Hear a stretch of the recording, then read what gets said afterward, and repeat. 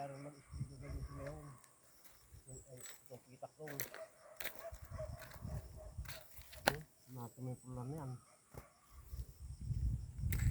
Kaya kulang na yung mga 10 supot yung kukunin naman natin. Dapat mag-organic pa?